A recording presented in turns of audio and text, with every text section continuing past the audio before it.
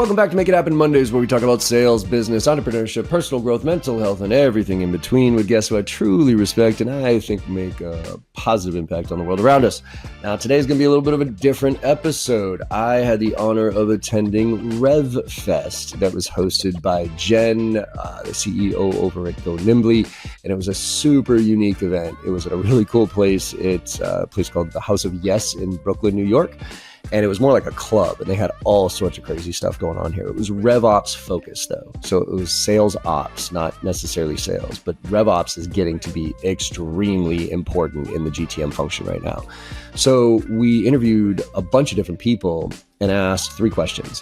What do you wish sales would do less of, stop doing? What would you sales do more of, from a RevOps standpoint? And then if you had a magic wand, what would you change about the sales RevOps relationship? And so we talked to Travis Henry, who's the Senior Director of Marketing and SDR Operations at Snowflake, who has absolutely mastered the SDR role, especially with my good friend Lars over there who built that.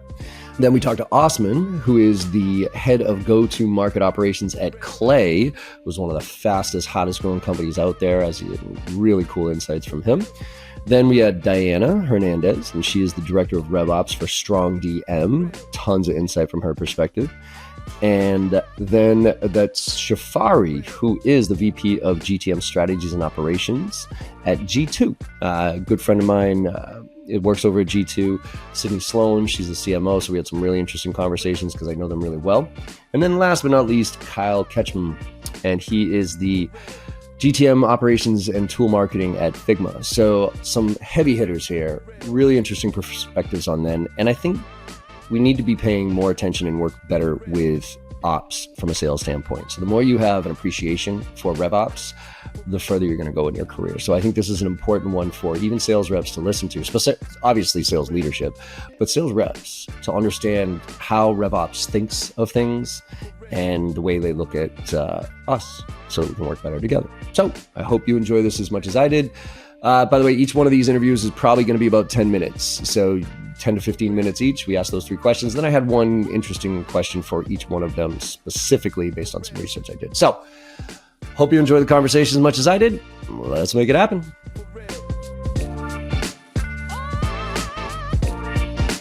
Travis Henry, welcome to Make It Happen Monday podcast, my friend. Mr. Barrows, it is a pleasure and an honor to be here. Thanks. I liked your little presentation up there, man. That was. I've been following you guys for a while. I mean, obviously with what you did beforehand with Salesforce and now at Snowflake with Lars. But before we get into some more unique questions about you, I got 3 questions that I'm trying to figure out. Coming from a sales perspective, right? And we're at RevOps here. Sure. Trying to understand how we can work better together, right? Because you talk a lot about silos and how to break those down. But 3 questions are: 1, what is something you wish sales would stop doing? And you could take this from the reps themselves or the leadership. Okay. And then what you want them to do more of. And then what's your magic wand question? So let's start with the one that you wish sales reps or organizations would stop doing. Yeah, I think that starts with sales reps, not making it up themselves and really seeing RevOps as a group of really smart, diverse skill sets that they can take advantage of. And I think reps oftentimes try to inevitably reinvent the wheel to make things easier in their process or how they like to work. And, there's this trade-off between, standardization. Hey, this is the company way, right? Yep. This is the process you need to follow. This is the pitch deck you need to use, and the way that individual humans, sellers, like to work. And I think there's a natural tension there. But oftentimes, I'll go finally sit down with one of our best reps and see what they're working with on their screen, and they're pulling up some great template that I can take back to my team and go make that much better, right? We can throw resourcing at it. We can automate it. We can improve it.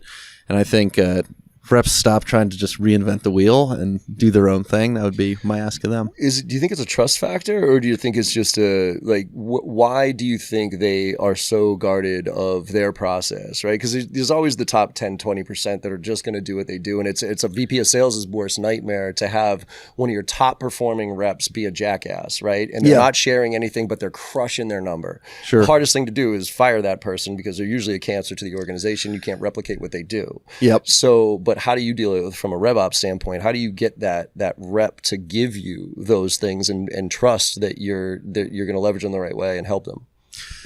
Yeah, I think it's tough. So building credibility, getting to understand them, ultimately, being curious about their process and offering something in exchange. So it's always what's in it for me, right? So what's in it for me is, wow, I have an amazing GTM engineer on my team. Let me show you a few things that he's doing to build out automated prompts, automated research that could flow into, that account list that you maintain in a shadow spreadsheet. So it's a little bit of show and tell. It's a little bit of doing the work on behalf of the rep and trying to make their lives easier at the end of the day. But to answer your question, I do think there's a little bit of a trust issue there because reps have been burned in the past. So you got to show up and you got to sell your internal customer. And that's ultimately what I think RevOps is. We call it a support function inside of Snowflake. And our customers are go-to-market teams. AEs have a tough job. I say frontline sales managers have the toughest job. I agree with that. That's a very kindred relationship. Yeah. But yeah, if you approach it with that customer service mindset and you really try to diagnose what's going to help them and then offer value, that's the way to go. Do you find that the sales leadership is more or less like frontline? So you talked about, because I always talk about that with training, right? When people ask John, what is your, what's your reinforcement program? I'm like, I don't know where your manager's going to be, right? Because if they don't sit in the prep, if they don't sit in the training, if they don't do all the follow up, then it is going to be what it's going to be. Do you find that because there is a lack of education, a lack of resources for frontline sales managers, because it's usually the rep that gets the best rep that gets promoted, and now they're saying, oh yeah, now manage everybody and tell them all to do what you do. Do you find they're more receptive to RevOps and saying, I need help, or are they still that top rep that's guarding what they do? They're very receptive. Okay. I think the majority of frontline sales leaders are internal promotions. They were great ICs. They made it into the management ranks because they had an inkling that they could share these best practices back. They could coach reps. They understand reps. But it's one of those, I think, still pretty large gaps in the industry where there's not a huge curriculum and focus around frontline management as distinct from a VP of sales type role, CRO role, and as distinct from an IC seller role. And so if you approach your frontline managers with, here's how you can manage better, here's data and dashboards built for you, here's the metrics you need to inspect, you can build a ton of trust with those frontline managers. And I think we have very brilliant people in our RevOps organization at Snowflake, especially when you get to scale. You want to do anything to impact the organization. Change management is the number one blocker because you build cool shit. No one believes in it. No one drives it. What's happening the week after your training, right? What's that team conversation that the frontline manager is leading? And are they bought in? And I think that's been one of my learnings in trying to grow with Snowflake in particular. It's been a 5-year run. We started at 2,000 employees. We're now at over 8,000 employees. Huge go-to-market organization. Again, skilled people, great solutions to problems, but we've seen ourselves trip over that problem, right? Where we didn't engage the frontline managers. We didn't use them as a leverage point for the organization. Yeah, you got to avoid the book of the month club, right? Where it's just like every new methodology. And I think that's, in general, I'm curious, VPs of sales tend to are the loudest ones of any organization. This is what I want, get it for me. But, enablement in general will run around like chickens with their heads cut off to try to solve that need. And then next quarter, it's like, I don't need prospecting anymore. I need negotiation. And it's usually this, yes. So how do you push back on the VP of sales that is pushing for what they think their team needs versus the data that their team needs, and how do you balance that while playing to the ego? Yeah, playing to the ego, I think is a good way to put it, for sure. I think if you're thinking about it as like a zero-sum game, so I need to push my agenda of the enablement on behalf of the company or on behalf of ops, and that's inherently opposed to what a VP of sales might want, I think that's a troubled premise. And I think where it starts with is top-down alignment with that VP of sales. So being an advisor to them, telling them what you think the priorities ought to be, and then ultimately driving that down in the organization. So I think the key point there is see them as an ally, not as an enemy, and approach them, from that place of partnership. Yeah. All right. What do you think? What should sales reps or teams do more of? If you could get them to do more of it, what would it be? This might be a Snowflake specific one, but we just had a breakout today, and we were talking about partnerships. And I think partner ecosystems are incredibly complicated beasts. They're different for, is it a partner who's creating a solution on top of your software? Is it a partner who's going to activate the channel? Or is it a partner who's going to deliver services for you? And I think what I am hoping and trying to figure out how to get reps to do more of is to engage partners and bring partners into deals and win better together. Because I think there's a sense that, hey, it's extra work, it's a burden, I'm not sure I want to engage in the partner. But then it's back to that, what is the data telling us? The data is telling us when we work with partners, win rate goes up by 15 points, average deal size goes up by 25% plus. Jesus, really? It's like all of that data is there, it's super compelling. But then you run into people's, biases and opinions and past experiences and traumas around working with partners. How do we programatize that and get them to work better together and more? Yeah, especially since like the outbound function is struggling right now in general. About more of a marketing function, and the partner ecosystem of least path of resistance to get into accounts. It's almost like we got to go. I think all sales reps should create their own little ecosystem, even if it isn't like the dedicated partners. It's like I tell them reps, like, figure out the 5 companies that touch your persona, call up the best rep at each one of those companies and be like, can I put you in my backpack here? Because sometimes it comes up and I want to refer somebody. So you give. And then, by the way, can we meet on a weekly basis or monthly basis, just talk about what's going on out there? And all of a sudden one thing leads to another and you can kind of future-proof yourself. So 100%. All right. Magic wand. If you could fix whatever it is, what would it be? The easiest one's been a huge theme of the Rev Fest conference, and that is clean, deduplicated, reliable data. We keep going back to this, which is we are a very account-centric go-to-market. I think most great companies are thinking about things in an account-centric lens. We still struggle with duplicates, self-service accounts, signing up, swiping credit cards. It's, J.P. Morgan versus J.P. Morgan, and we're trying to bring all of these things together, and the damage is just getting amplified by the month with AI telling you that it's giving you nonsense answers back because it's dealing with a really, really difficult and dirty foundation. And we're pretty good about managing our data, and it's still a big struggle. So magic wand, clean, reliable, dedupe data. What I heard today in some of the presentations is like the gut was, AI, just throw everything in there and AI will, unstructured data, it'll be able to pick out the gem. That's not true. Just doesn't, it's not there. I mean, that's a great way to quickly get a litmus test of how shitty your data in fact is. It'll tell you very quick, but it is not going to deliver the results that you're looking for. All right. So I'm curious. The one question I had for you is about your book. So you were asked to write a book about RevOps, right? It was a book, Bringing Sales and Marketing Together. Busting silos. Yep. What did the process of writing the book teach you about something you didn't know about RevOps, about the process that you were putting together? So as you went through this journey, because I know a book is not an easy thing to put together. So you have to kind of peel it back a few layers. Anything you learned in the process of writing the book that stuck out to you? For sure. So we co-authored this book. So it was myself and then our head of account-based marketing, Hillary Carpio. She now runs Demand Gen as well. Fantastic marketing leader. I think the process of writing a book, I don't know that there was a ton of net new information uncovered going through the process, but the really interesting thing, the valuable thing was it forced you to simplify concepts that you're familiar with to yourself, but actually put it on paper, explain that to an editor who is not steeped in GTM, SaaS, B2B, yada, yada. And then also to put frameworks around your thoughts. So a really simple example was we had a well-functioning account-based funnel, right? We measure how we're moving accounts to different stages of their journey, right? And we look at the conversion rates behind that. But as we started to unpack that, we're like, okay, great. So you have this many engaged accounts and you're dropping off more than you would like to and getting to meetings and opportunities. So you got to drop off in the funnel. Okay.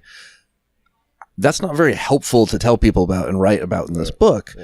Then we started to think, oh, well, we actually need to think of leading indicators or, inspection drill down metrics. And we kind of came up with this whole new idea to articulate what I think we inherently already knew because we were so close to building that funnel. But hey, you actually want to look at, number of contacts we're engaged with. You want to look at the engagement score of that account.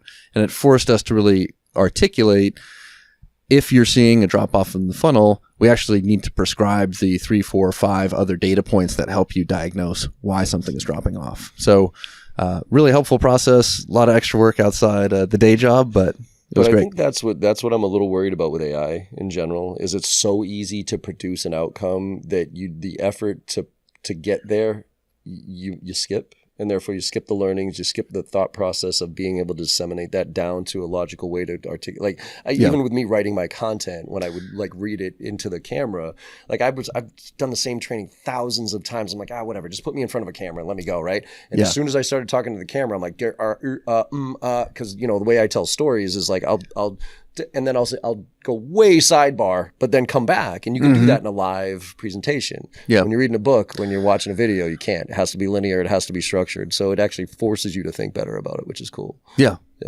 So awesome, Travis. Well, thanks, man. I appreciate it. We're up. We're doing rapid fire for everybody else. Awesome. So great seeing you, and good luck. And tell Lars I said hey. I will. Thanks, John. All right, Shefali Raghavan, welcome to the Make It Happen Monday podcast. Thank you. How are you? Good. How are you? Good. You having fun? I am, yeah. It's been a great session. It's been a good day. A lot of great speakers. Yes. Just out of curiosity, what drove you to come to this? What was the main reason? Was it the topics? Was it the people? Was it just getting together?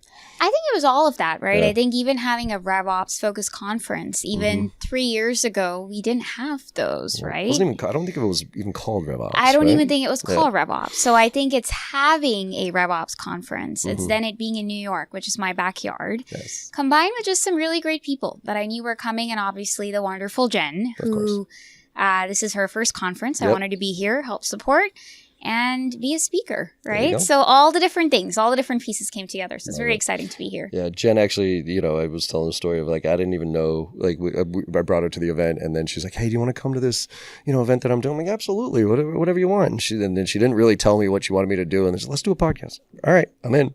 Because they're going back to good people, right? So G2. Yeah. You're right in the thick of it.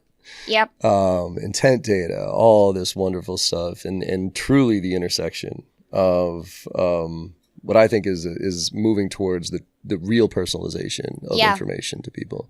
Yep. And I have some questions, but before we get there, talk to me about the thing you wish sales reps or teams would stop doing. What's that one first? I think what I hope folks will stop doing and teams will stop doing is treating forecasting like a chore, right? A lot of times people come into their forecast, they think they're checking the box. They're like, oh, I got to call my forecast this week. Yep. But ultimately, I think your forecast is very much your reputation, right? Your forecast is you declaring what you think is realistically going to happen. So that is you from a team and talent level. But from a business level, as we all know, it's a tough time in B2B SaaS right now, it's right? Brutal. 40% of companies are not hitting their targets. So in this environment, it's even more important. A good business is a predictable business. Totally. And so when people treat it like a check the box, it's hard to make hiring decisions. It's hard to make go-to-market decisions. It's hard to make scale decisions. So if there was one thing I could fix, I don't want folks to treat it like a check the box. How do you shift that? What is a good forecast? What does a good forecast review look like to you? So to me, a good forecast review doesn't actually happen one day, right? So I think there's probably 3 key pillars to probably the way I think about effective forecasting. Okay. The first one is you need an engine that scales, right? So meaning there needs to be a cadence. So as an example, every day should be a forecast day, but for different people in the organization. Okay. Meaning you maybe have your reps that are calling their number on Mondays. You then have your first line leaders doing checks of that on Tuesdays. Wednesday it rolls up. Maybe Thursday goes to like a company level, ELT level forecast, but you should always be forecasting. Because you should always be tracking your pipeline and you should always be tracking your ability to convert it. So I think the first one is like just the cadence you put around it and the hygiene you force around it. Yep. I think the second piece is making sure that everyone is looking at the same data and thinking about, and you're going to hear a lot about data. I'm sure you heard a lot about data, but everyone's looking at the same data. We should no longer be in the era where anyone's running their forecast off a spreadsheet by themselves in a room in a silo, but it still happens. Right? So I'm not even going to name, I don't want to name any names, but there are some extremely large organizations that supposedly do this in their systems that still every manager runs a spreadsheet. Exactly. And I'm looking at it going, how in the world is like, this is why forecast is always, sales reps put it in and then the manager takes 20% off the top, throws it up to the director, and the director takes 20% off the top, throws it up to the VP, and the VP then goes to the board. And so by the time it gets to the board, it's so watered down, but it's an arbitrary thing. Exactly. It's not objective. It's just exactly. Right, so it's the right systems and tools and data and making sure it scales. And I think the last one, right? So is making sure that you've actually maybe enabled a methodology around it. Meaning, like, how do you think about calling a number in commit? How do you think about calling a number in best case? How do you think about calling a number as worst case? And that's where you need, train, sales enablement to make sure that we follow MedPick at G2, but whatever methodology you're following, it needs to be consistent. So your definition of commit and my definition of commit, if they're not the same, you think commit is like it's the deal is signing, and I think commit is stage 3+. Right. They're not forecasting the same way. So I think it's about your cadence, your tools, and your methodology, right? And getting all those aligned. What's the balance for you of objectivity versus subjectivity as it relates to it, right? Because it'd be great if predictability, objectivity, everything's locked in, we measure everything, but there's always the gut. There's always the relationship or whatever. So how do you balance that? I think it's a great question. I think the answer is it depends, and I think it becomes much more subjective as you move up market.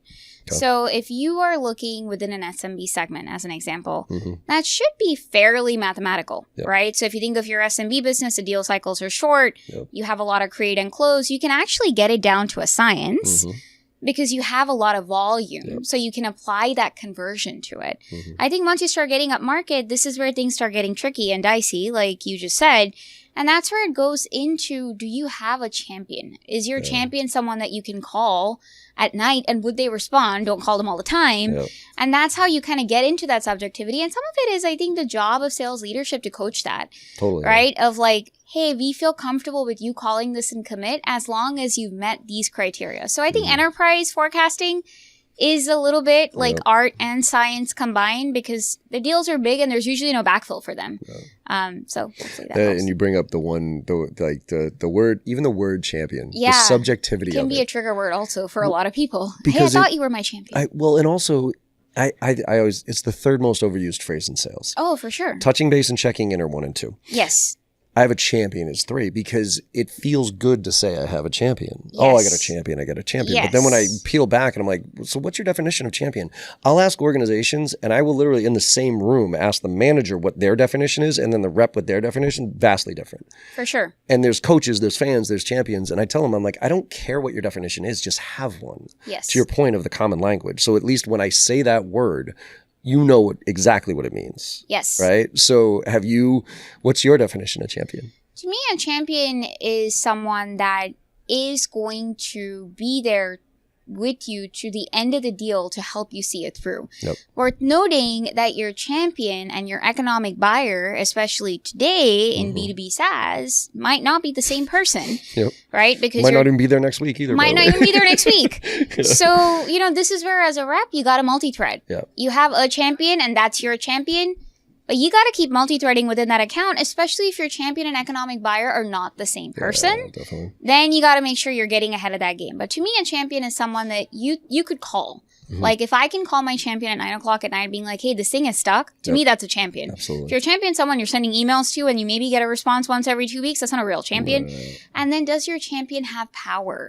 If your champion is a wonderful person but can make no decisions and cannot influence, it's also still not a champion. No, it's fan or coach. It's a fan or Great. coach or somebody else, but are they the EB or do they have enough influence with the EB to move your deal forward? That's what I always say. Like, they got to be behind the door. Yes. When the decision's made, when the door's shut and the decision's being made, they have to be there because they have to be able to fight for you. Period. For sure. Right? If you don't have somebody on the inside who can fight for you, you don't have a champion. For sure. So, all right, what's the one thing that they should do more of? What do you wish sales teams would do more of? So, I think this is a interesting one because I think it's going to be the opposite of what a lot of people would say. But I think we're hearing a lot about how AI is going to disrupt everything around us, right? AI can write the email. It can summarize the outreach. It can do all kinds of things. It conversational intelligence. Wonderful. But AI cannot replace human connection. Correct. And especially in this moment in our go-to-market, B2B, SaaS history, human connection is everything and it's invaluable. You got to pick up the phone and you got to call your customers. You got to go fly and see them. You got to be in person with them. Because when push comes to shove, they're not going to remember the wonderful email you sent them or the call notes that you got, but they're going to remember, when you sat down with them and had a real conversation with them where you tried to understand their pain and their customer journey and where you come into it. So it's actually old-fashioned selling, I think, is going to come back in a really big way. I hope so. My fear, though, and this is what I'm trying to figure out, is that almost every entry-level position now can be done better with AI. AI can do it better. And so the question is for somebody like you and me, I think AI is a godsend because it's a superpower. It's curiosity. Tell me more. And we have context. We have experience. Yes. So I can look at the answer and go, I don't know. Tell me more about that. Give me a different version of this. Why is that important? Who cares?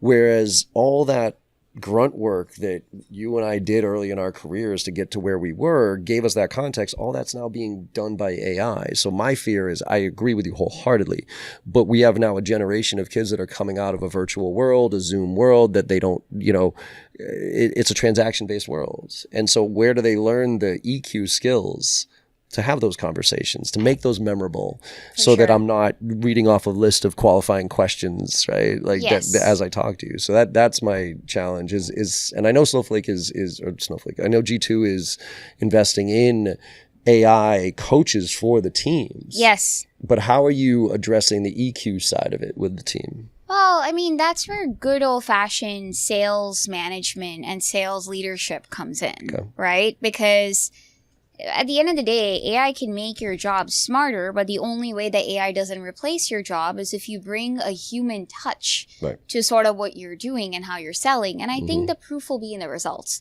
right? So if you think about like the glide path of how this goes, obviously early disruption is going to be to those roles that we already know about, like our SDRs, our entry-level selling. But I think it's going to be, I don't think we're ever going to get there with enterprise selling because it's a very different game. But I think the proof will come in the results, the deals that are getting stuck, and the different outcomes people get when they actually do engage with a customer and pain. I actually think in the age of, I don't even want to say the age of AI, but in the age of AI, the most authentic thing you can do is be as real as possible because it's so easy to fake it. So easy to fake it. And now it's and there's something about AI. No matter what the message is or the email that I get, I always say I still, maybe next year I won't, but whatever. But I can still tell that there's something missing, and the only thing I come up with is it just doesn't have a soul. Yeah. And I don't know how to put my finger on it because it's a super personalized message. It's really relevant to me, but I'm like, something's off. A machine. At the end of the day, it's just a super machine. Exactly. And people want it to be more than that. And it is very powerful. Right. We just got to use it well so we get to where we need to go faster. Exactly. All right, magic wand?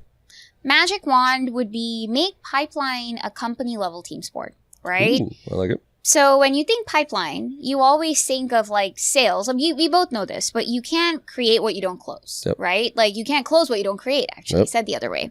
And so because of that, you got to make sure, and you can't figure out within the quarter you don't have it because you've already missed the game. But I think the thing that people often miss is it's not just on sales. It's on marketing. It's on CS. It's even on ops. It's on everyone, especially going back to this human connection thing.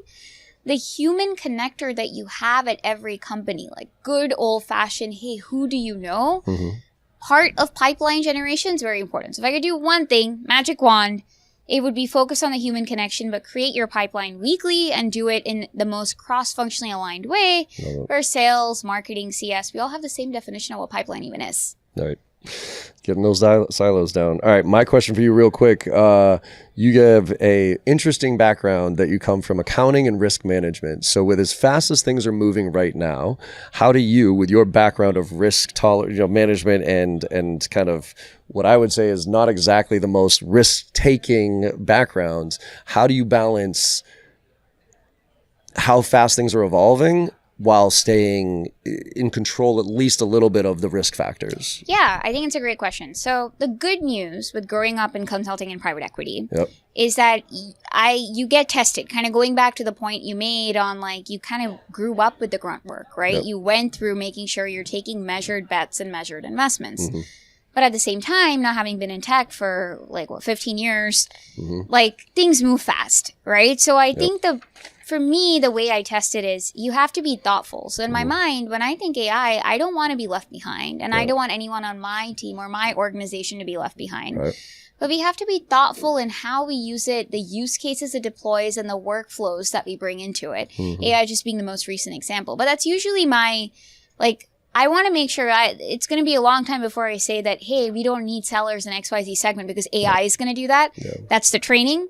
But then the tech is, hey, but we got to make sure we embed it within our RevOps workflows because otherwise what's the point? Right. So. Yeah. Awesome. Well, Shefali, thank you so much. It's been a pleasure. Thanks for joining. Cheers. Thank you. Absolutely. Great chatting.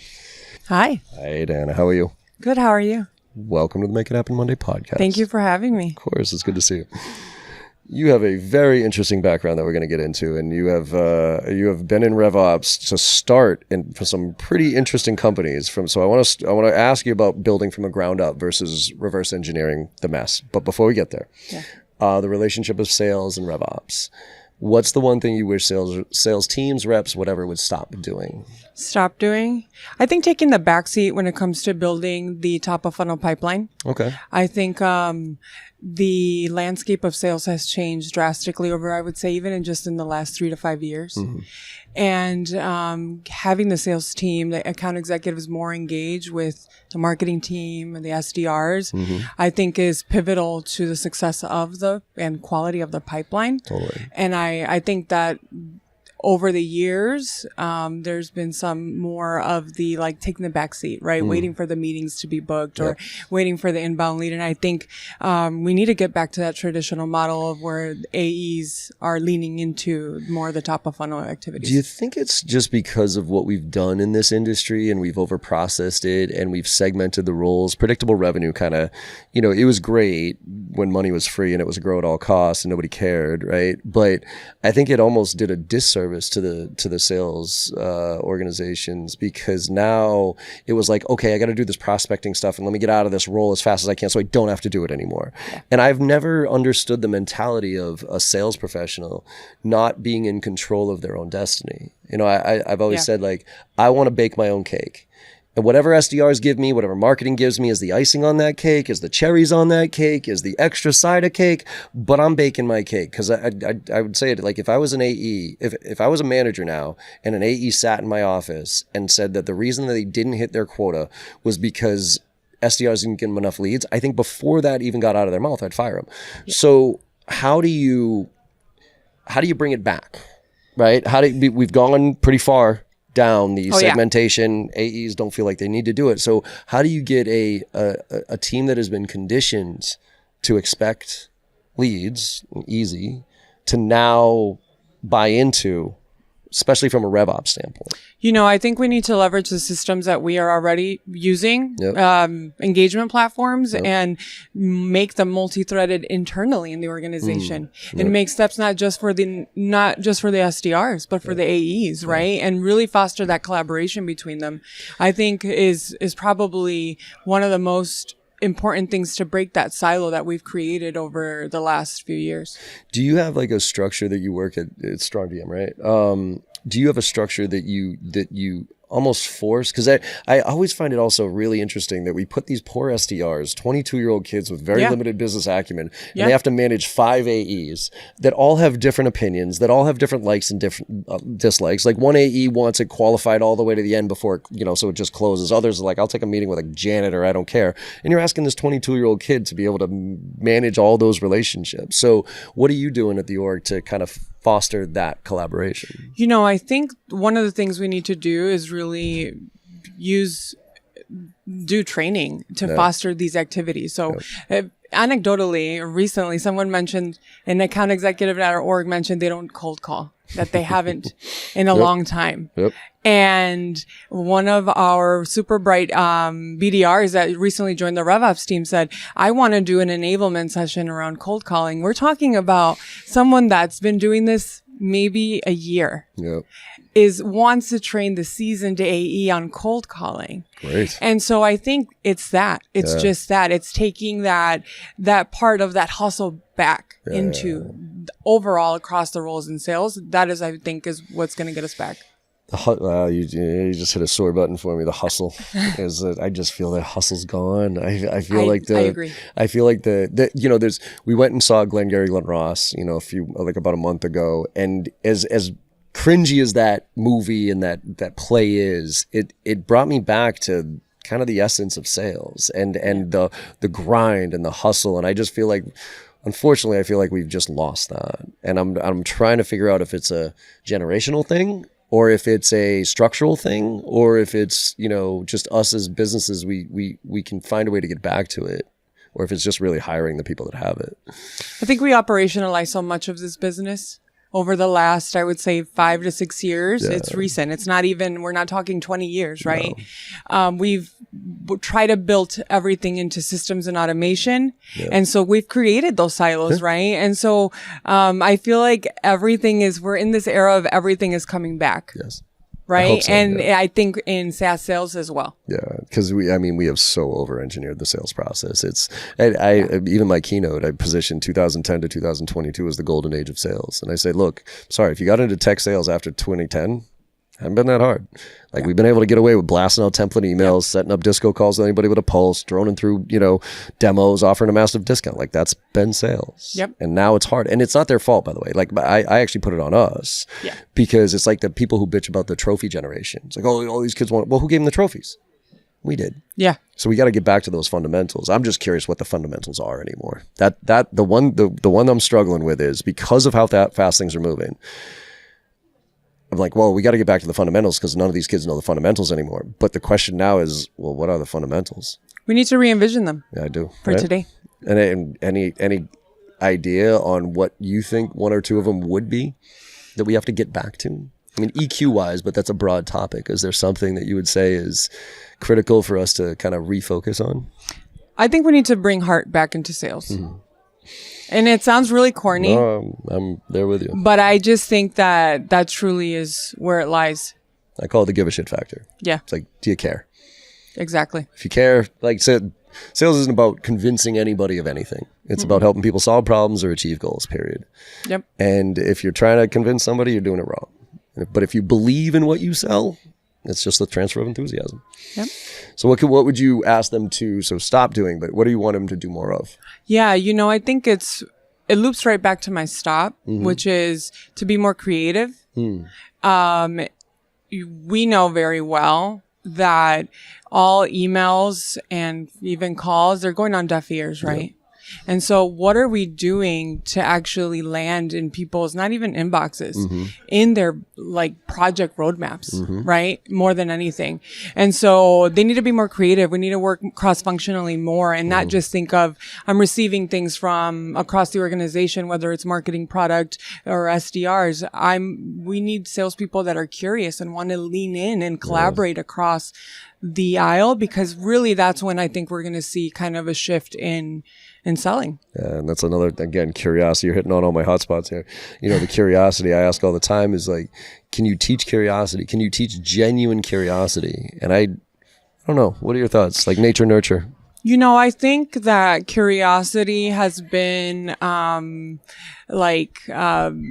put at risk because of so much of everything is on our phones. Yeah.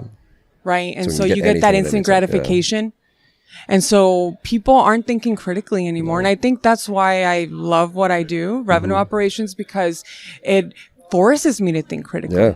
Right. Absolutely. And so I think it has to be a little bit of both. I think we all are born with a sense of an ability to want to be curious, but we also need to lean into it. Yeah, and I think the only way I've come across, because I think you're either born genuinely curious or you're not. But I think you can become curious if you're interested in something. Yeah. But you have to be interested in something first. So it's like we have to figure out a way to tap into the interest for them to then foster the curiosity. It's like this AI topic. Yeah, totally. Right? You have to be curious to it. You have to be open to it, because if not, you're going to be left behind. Absolutely. And you're irrelevant too. Like if you just treat it as the answer engine that it is and cut and paste, why do I need the human involved in that? Yeah. So that's the fear that I have. All right, magic wand. I would create the perfect ICP with customer buying intent solution. I like that one. Because that would, coupled with AI, is really where selling is going, right? There's all these tools that I've demoed recently. They all have their own flavor of how they identify your ICP. But truly taking that and buyer intent signals, coupling with AI, truly is, I think, where the SaaS sales industry is going. And I think it's just a matter of us figuring out how to not lose the human aspect of selling using all this technology. I agree. Like if we could all have you've heard the stat, every one of us, there's only 5% of our addressable market's actually in market. Everybody else is at some level of it. If you could really truly know who those 5% were, or even who the top 20% were, so you can nurture them to get to the 5%, then you could just focus all your efforts on that, and then everything else is marketing, right? Everything else is just marketing and nurture and brand awareness and everything else, but sales happens when it should. Yeah. Because I think a lot of what sales reps are doing right now is marketing, quite frankly. I think a lot of outbound should be considered marketing, because it's not sales. Yeah. It's an impression point. It's something that, right? Yeah, I totally agree. I think gone are the days where you would build, you would back into, if I send this many emails, I'll book this many meetings and it'll generate this much pipeline. I think those days are gone, and it's just a different landscape. Yeah. All right. Let me ask you this question. You have 5 different roles of RevOps, right? Is that right? And most of them, have you been the main, the originator of the RevOps team? So in a couple of those roles.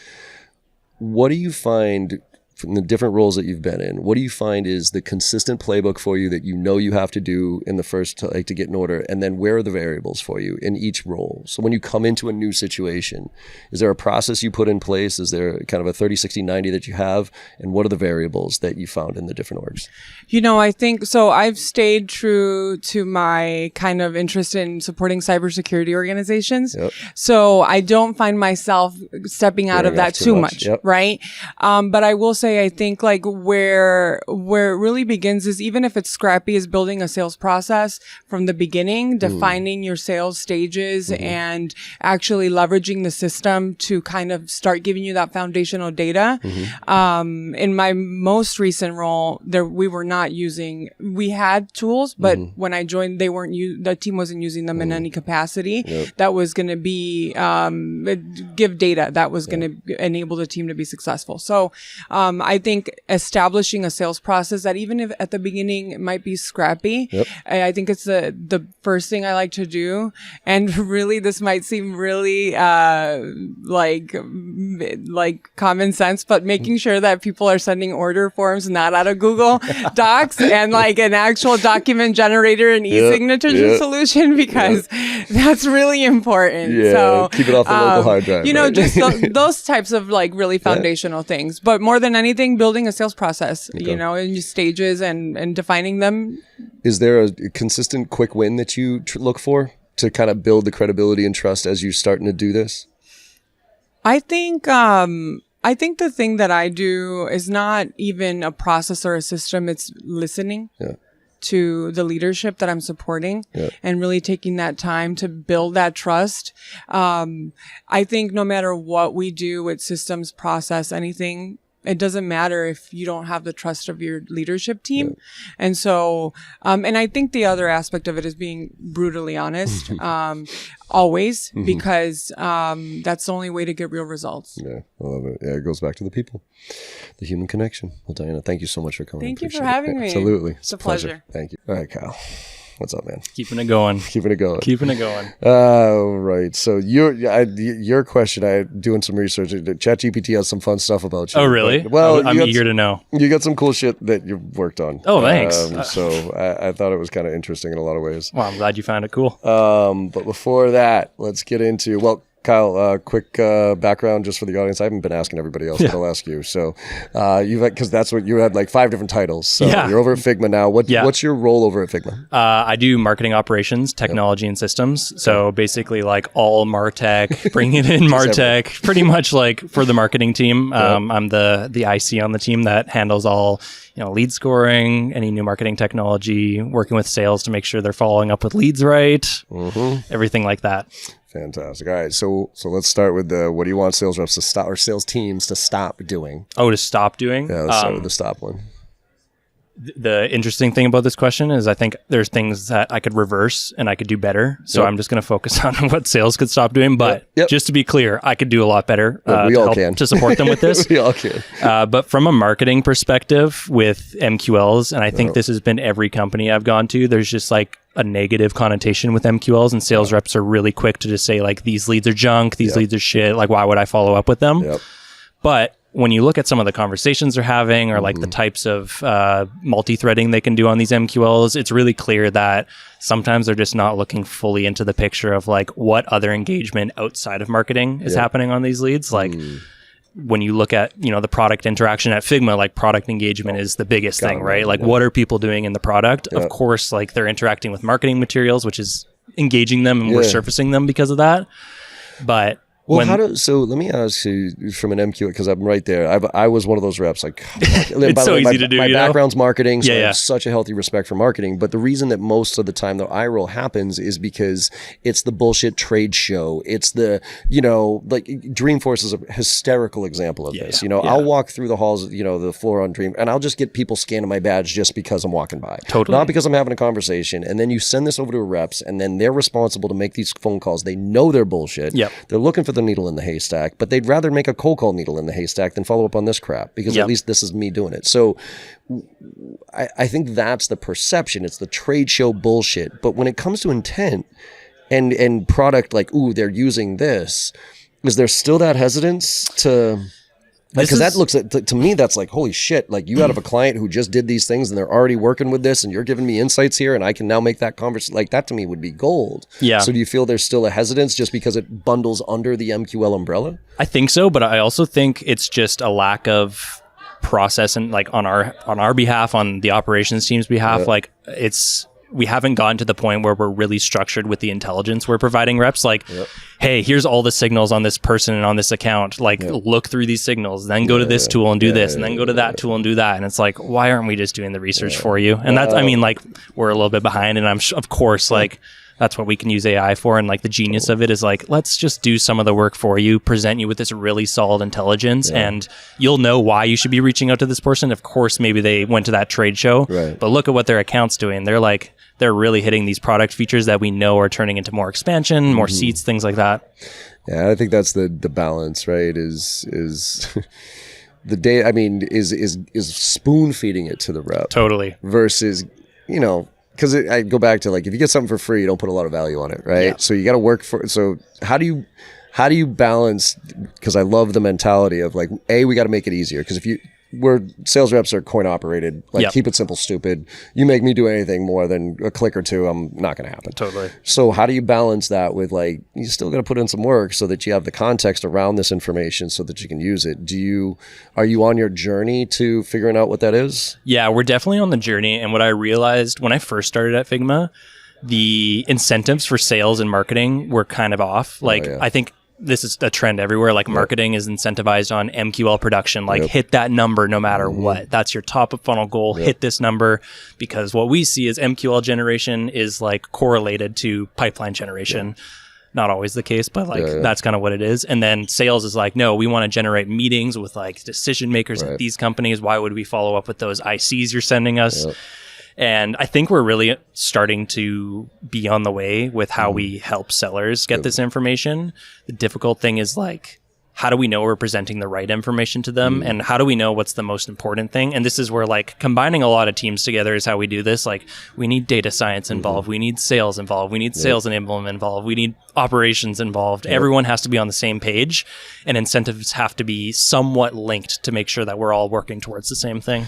Is that, Kumbaya, I'd love it, where we would all get together as teams, right? Yeah. But is this more from a leadership standpoint, a management standpoint, or do you try to really get the teams cross-functionally working together? We're really trying to get the teams together now. I think it's just been like a learning, finding like marketing ops will work in a silo with, marketing, and then sales will work in a silo. And you're not really getting the full feedback loop of like, okay, this person didn't work. Let's understand why. And we'll start to bring that into our modeling, I've been recommending to almost every client that I work with that they should turn their sales orgs into a sales lab. Yeah. Where once a week get together, the whole GTM function, pick a problem. I don't care what it is. Yeah. Break up into little teams and hackathon, like a sales hackathon. Basically, whoever fixes that problem and comes up with a better way of doing it than we're doing it now wins. And then next week we apply it to see if it makes an impact. And then we talk about it the next Friday and say, did that work, right? No? All right, what's the next thing? Pick it and just keep iterating and iterating and iterating. Because right now, it's moving so fast that whatever you decide 6 months, 2 months from now, it's not going to be relevant anymore. So if you're not iterating constantly, it's just and that's where I think you can actually breed that relationship. Absolutely. Right? And it's always a growing thing, but Figma's such a volume game, so it's like we're also guilty of like, hey, we're just sending you a ton of volume. You're going to get lucky with some of them, but like now we have to think about quality too, right? You got to get down to that. All right. So now what's the one thing you want them to do more of? Oh, when I first started at Figma, we had this third-party tool for account intelligence, and the person who owned it left the company, and it was kind of the standing tool that was there. And when I started, I was like, who's using this tool? Like, there's no owner of it. Like, it's not being used. And I went in, and there was this one sales rep who was like a nerd in it. Like, they were like the top user, the only person using it. And I was like, I got to check this person out in the data, see what's happening. Conversion rate way above everyone else. Really? Pipeline way above everyone else. They've moved up through the company like faster than anyone I've seen through the sales org. And it was because they were like really interested in what the account was doing. So they were getting MQLs. They're like, cool, I'm going to dive into this account, see what the account's doing. What are they doing in product? Who should I reach out to other than this MQL? They were killing it. And I wish more sales reps would have somewhat of an interest in ops and like understand like these are the tools you have accessible. Obviously, like we don't want you to have to go into all these different tools, but if you're interested, it's going to work. And that was proof. Like this person was killing it compared to everyone else. Yeah, it's most sales reps aren't the scientists, right? They typically are the artists in a lot of ways, at least in their head. But man, the more you can get into the data, the more you can get into the insights. It's that whole work hard and smart, right? Like people say work smart, not hard. Shut up. You have to work your ass off. Yeah, you do. But by looking at the data, like I use a simple example of like I knew my equation when I was brand new in sales. Like I didn't make 400 dials a week, got me 8 meetings a month, got me 4 proposals, got me 2 pieces of closed business, an average deal size of $3,500. And I just ran that because I just brute force. And now looking back on it, I'm like, shit, I really wish I split tested this. And I did 100, 100, 100 and figured out which one worked versus just brute force effort. So the more you look at it, the better you can get while still putting that effort on top. Totally. And I think we can obviously do a better job at like giving reps a better idea of how to speak to this person. Yeah. But the reps that are like really personalizing messaging and like tailoring it instead of like, hey, I saw you attended this conference. Do you want our enterprise plan? Like the ones that are like really tailoring it to like, hey, thanks for joining this conference. You're running into some issues in the product in this place. Like we've helped other companies like you with this. Like those reps are doing so well. Love it. All right. Magic wand. Ooh, magic wand. I'm going to try and give something that hasn't been said. I would love to wave a magic wand and then everyone's looking at the same data, sales, marketing. Right now it's, everyone might have a different page that they're looking at or something, but also clear alignment between like all GTM teams, customer success, marketing, sales. Like we're all trying to, drive more revenue. That's what we don't talk enough about is CX, but that's for another podcast. There's an ops side of CS. Our CS team does a pretty good job at driving revenue. And, like we get a lot of people who are coming in, support requests, hey, this isn't working. And then all of a sudden they're like, oh, hey, you're actually should be on our next plan. Let's send you over to sales. Like they're doing a great job at that. And I think like if we were all incentivized in the same way, it would be fantastic. All right, man, I got to ask you, your background's cool. You're a composer, music for mobile games and concept art. Ruishi City? Is that you? No. Or Moon Cave? These aren't part of your because your Song Trader is in your background, right? Yeah, so I worked at SongTrader. They're a music licensing platform. They're a music licensing platform, but you're not on the composer side of the house? I used to make music, but I didn't make those music. All right, so this is the ChatGPT is wrong on, because I looked at it and your name's right on it. It's actually in YouTube, two very specific, your exact name. Oh, maybe there's a really talented Kyle Ketchum out there that I need to meet. Moon Cave and Rishi City. It's the first secrets concept art and film scoring and showcases their ability to create immersive soundscapes. So I was curious how there's royalties for that. You can send them. I was going to say, to me. all right, well, so for your music so where do you pull from your background on RevOps night right now? As far as what was the light bulb for you that you said, I love, like, this is the career I want? When I first started in my career, I'm from Vancouver, Canada, and Hootsuite was kind of like Vancouver's tech baby. And I was super lucky. Right out of college, I got a job at Hootsuite working in marketing automation. No idea what it was. I had absolutely no idea. I'm sure like no one has an idea of what marketing automation is when they get into it. But I got that job and I was like working on lead scoring models and building integrations and just like building cool workflows and all of that. And I just love building shit. So as soon as I got into that, I was like, this is exactly what I want to do. Like time would just fly by and the day would fly by, and I've just been building stuff all day and working with different smart teams. So yeah, that was, it didn't take long working in marketing automation at Hootsuite for me to be like, this is it. It's funny how that one job, that one boss, that one career, that kind of kicks in. You're like, holy shit, I didn't even know this was a thing. Yeah. And I fell into it. I had no idea. I was just like, I don't know what I want to do. I know I dabbled in like development and kind of like I was more technical, definitely. And then I also had worked in different marketing roles as internships and whatnot. And then the two kind of combined together and I was like, bingo, that's it. Love it. Awesome, Kyle. Well, thank you so much. Hey, thank you so much for having me. Absolutely. All right, Osman, welcome to the Make It Happen Monday podcast. How you doing? Good. Great to be here. Yeah, I did all my prep and then you had to bail. And so I was like, all right, he's gone, but now you're back. So I like to keep things interesting. I love it. I love it. Well, let's dive right in. So we're talking, and what's your function at Clay, just so everybody knows? So at Clay, I lead our GTM operations team. Yep. Okay. So let's start with the thing that you wish sales teams, reps, you can take leadership reps or whatever angle you want on this, would stop doing. It's a great question. I think I can answer this in a lot of ways, but I think the top thing I wish sales reps would stop doing is expecting a fully like prepared like roadmap for how they sell. Yep. I think with like AI and how fast like things are changing, the like reality is as a rep, you do have to make some like level of decisions like yourself and kind of have to be creative. I think from my perspective, what I've seen is that the like reps at Clay that do best are the ones that don't look for a like playbook. They like reinvent the playbook, or they actually call out what they feel doesn't make sense. And they're kind of like pushing the broader team to like be better. So how do you balance that? Like, because I agree, like let's break things, right? Move fast, break things, see what works. And Clay, I think, is a perfect example of that. But how do you do that from an ops standpoint and to maintain consistency and structure so that it can be repeatable? Like, how do you balance that? It's a great question. And this is like something that we have put a lot of like thought into, because our like sales reps are very good at using Clay. Yeah. They like to do their own thing sometimes. They like to like go and like build their like own workflows, and the approach I've come to kind of try and like go with is we implement a lot of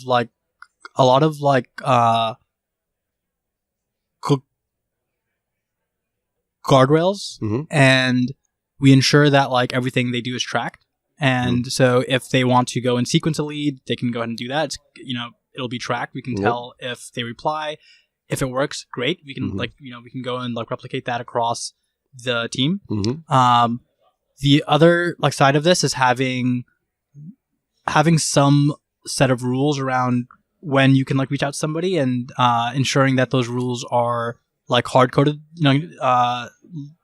Those like rules are like hard coded in your CRM ideally, where if there's a lead that a rep shouldn't sequence, you shouldn't have to like rely on them like not doing it. It shouldn't be possible for them to do it.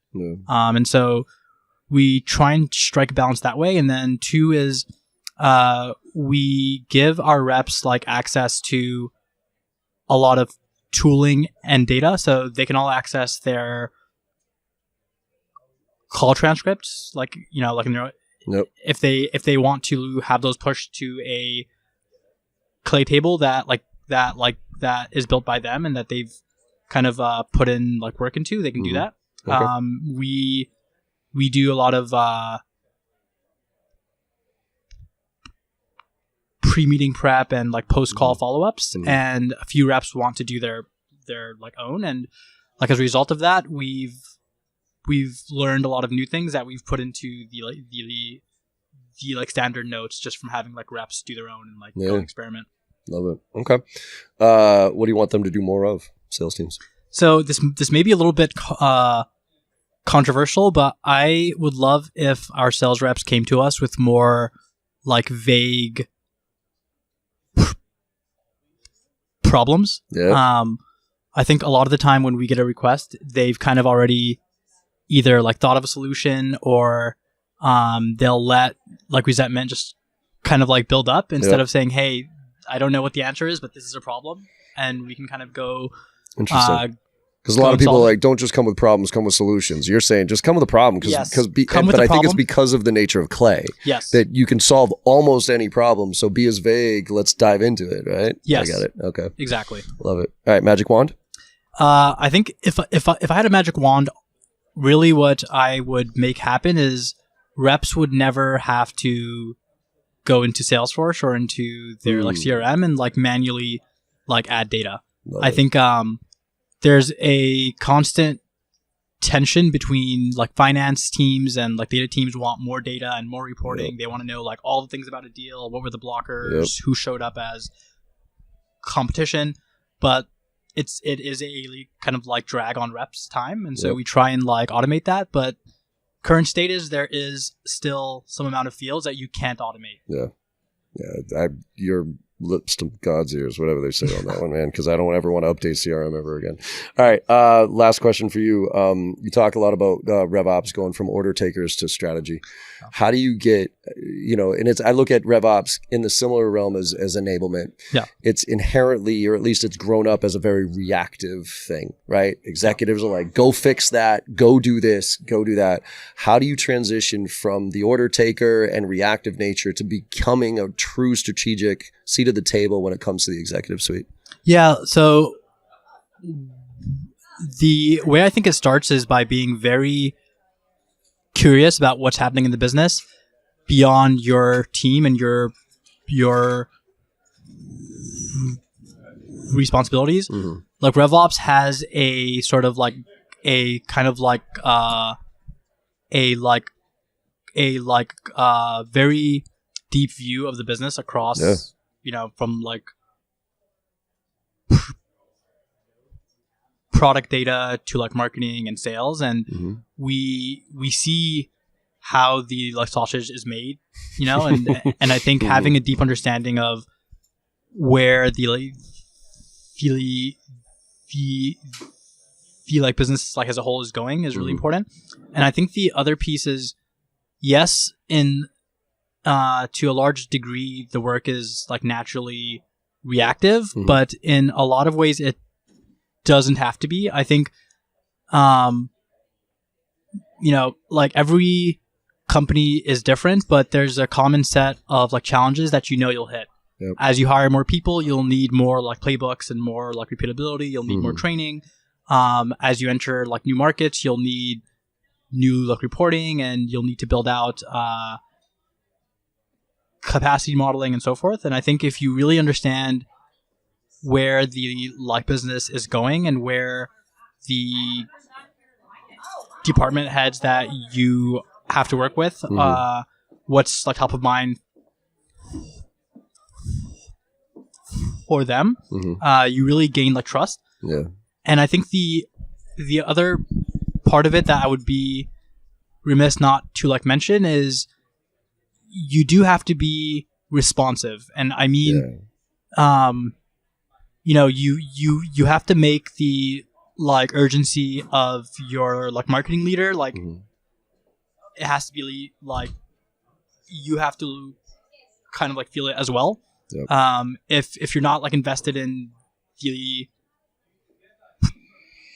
problems and pain that like they see, it's going to be hard for you to gain their trust. Yeah, I appreciate that. Yeah, and I think that's the challenge is like how do you have that appreciation for those challenges without being in those roles? But I think RevOps has such a unique view of it because you see it from a data layer as opposed to the subjective feeling layer of it. Yeah, right? And you do need both, right? Yeah, you know, absolutely. You have to go and like maybe you can like shadow a rep or go see how marketing builds campaigns. Yep.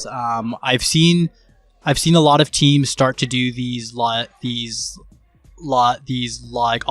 of the like manual work that their teams are doing and really go through and document like every step and see where can we improve things, where can we make things like more efficient or just better, like less manual. Love it, man. Awesome. Well, been a pleasure, man. Yeah, absolutely. Thanks for coming on and good luck at Clay, man. Thank you. You guys are a rocket ship.